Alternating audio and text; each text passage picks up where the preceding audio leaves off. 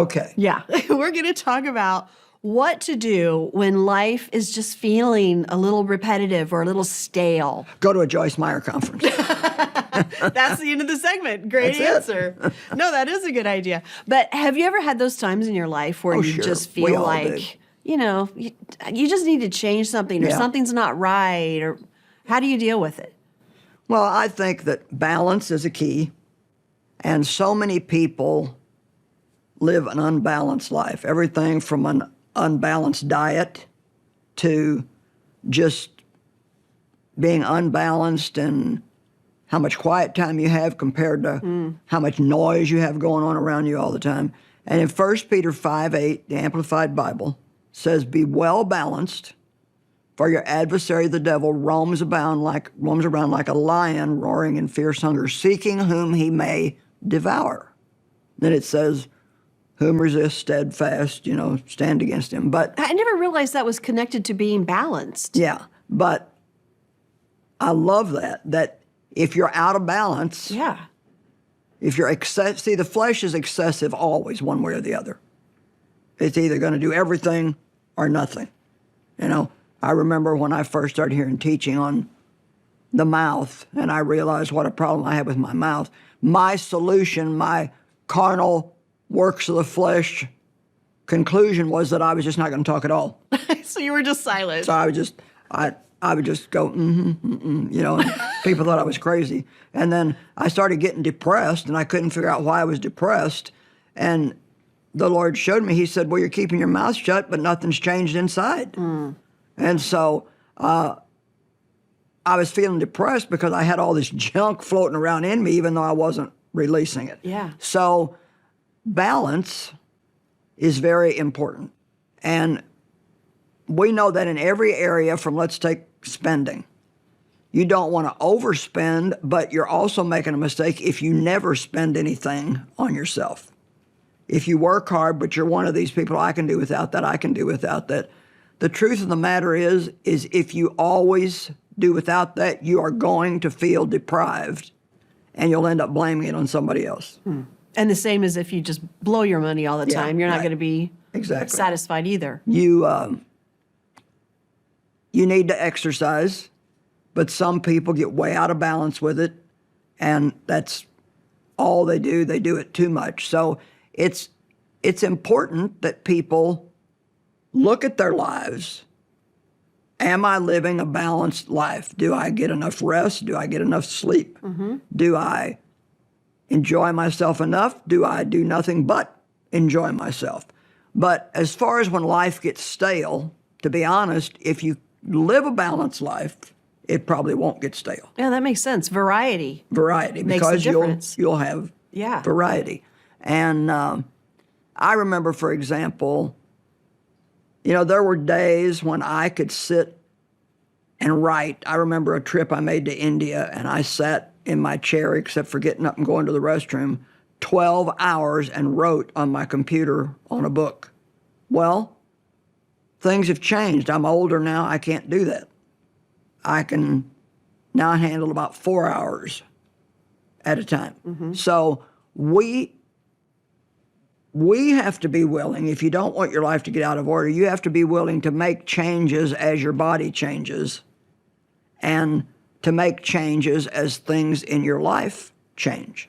And let's just take a stay-at-home mom. She's with her kids all the time, talking to toddlers all the time, and maybe she's got a husband that comes home and he's tired, and so he wants to just veg out in front of the TV all the time. Well, she could very easily, her life could get very stale. Well, what can she do? Okay, well, she needs to either, her and her husband plan a date night once a week, or she needs to ask myself, what do I enjoy? Like, have a cup of coffee, hire a babysitter once a week, go do something you want, even if it's just for 2 hours. It doesn't always take a lot of time to break that staleness. You just have to make sure, while you're doing everything for everybody else and earning your income and cleaning your house and taking care of your kids, that you don't forget that you're a person and that you have needs too, and that you're not being selfish to meet those needs. Just giving that permission is huge right there. I mean, especially for moms. Right. You know, you feel like there are so many things that I have to do, so many people counting on me. Right. But it is okay to give yourself a little bit of what you need in your life so that you have more to give everybody else as well. If you don't do that, you'll get to the point where you really won't have anything to give to anybody else. Or, even worse, you'll continue to give, but you'll resent them. Yes. And then you begin to be a martyr. And you can hear that coming out of people. Well, you Yeah. know, everybody expects me to this and that and something else. But we are the ones that are responsible to say no. Yeah. It's common for many people to, I've been doing this in a certain way, spending this time with God, Right. and I'm just not feeling like it's making a difference or like I'm getting out of it what I used to. What are some things that you can do to kind of reconnect with God and spice up your spiritual life? Like, for an example, some people feel like if they don't read their Bible every day, they're going to be in trouble with God. Mm-hmm. Well, the whole thing is you need to spend time in the Word. So, for example, I have a certain pattern of Bible reading that I do. I'll usually try to read 1 or 2 chapters in the Old Testament, 1 or 2 chapters in the New, and a psalm or a proverb. But if I get tired of that, which once in a while I do, especially if I'm going through a book in the Old Testament that is just like rules and rules and more rules, and Leviticus. how they built the tabernacle and the measurements, and Yeah. and then you get into the begats, and so begat so and so and so and so and so and so. I really have to ask God when I get to heaven if He'll let me. Why did you put some of those things there? And so I'll maybe. This is going to be shocking to people, but I might not read my Bible for 3 or 4 days, and instead I might read a book that I'm reading. I'm reading a book right now by Henry Blackaby called Experiencing God. And this morning I didn't crack open my Bible. I read Experiencing God.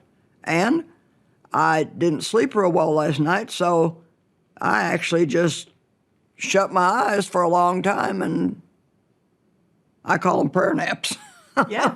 And I'd wake up and pray a little bit, and I'd sleep a little bit, pray a little bit, and sleep a little bit. The whole thing is make sure that you tell God you love Him. Be sure you talk to Him throughout the day about different things. I mean, I ask God to help me with this TV and all the things that I need to do. But we don't have to follow. That's the great thing about spending time with God, Spirit-led time with God. You don't have to follow some strict rule and regulation. Now, some people are better if they do that. Some people need Keeps them on that. track. They need that structure. It keeps them on track. But I'm going to spend time with God every morning, some way, shape, or form. Some people like to walk and pray.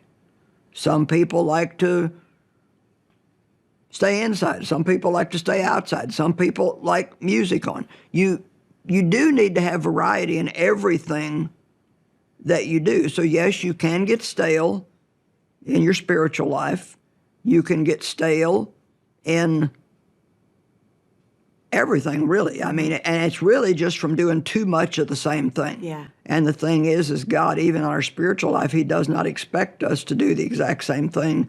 I mean, if you notice, there's no rules given in the Bible on how to study the Word. Right. The Bible says to meditate on the Word day and night, and that just means to know Scriptures and roll them over and over in your mind, think about them. And so I did a fair amount of that this morning while I was having my little prayer nap. I would just think about different Scriptures and thank God for different things that He's done for me. And, the thing is God is very creative.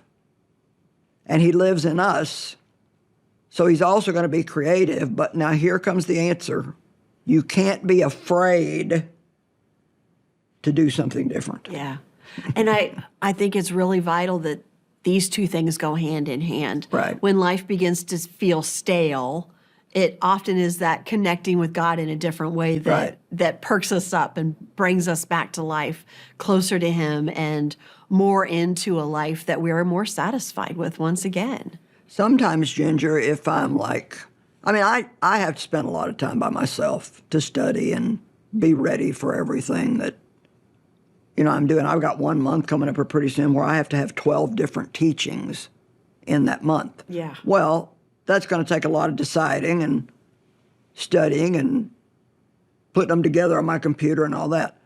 Well, I might, if I'm getting really tired of it, I might stop, make a cup of coffee. I might stop and call you and say, what's up? What's new? Sometimes I'll call one of my kids and, just a break, just to talk to somebody, or how you doing, whatever, just whatever the case might be, I used to have a dog, and that would break it up for me. That doesn't work for me right now, but you have a dog, and I'm sure that sometimes just stop and play with Winston is a good break for you. Pick up that fuzzy puppy and give him a cuddle, and whatever it takes. And I think you're right. Sometimes it's not the big things that we think we have to do. It's the little things that just add a little something in our life, a little joy for us. And I'll be interested to see how some of our friends are going to spice up their life a little bit now. Yeah, that'll be good. Just and like you said, it doesn't have to be a 3-week vacation. Yeah. It can just be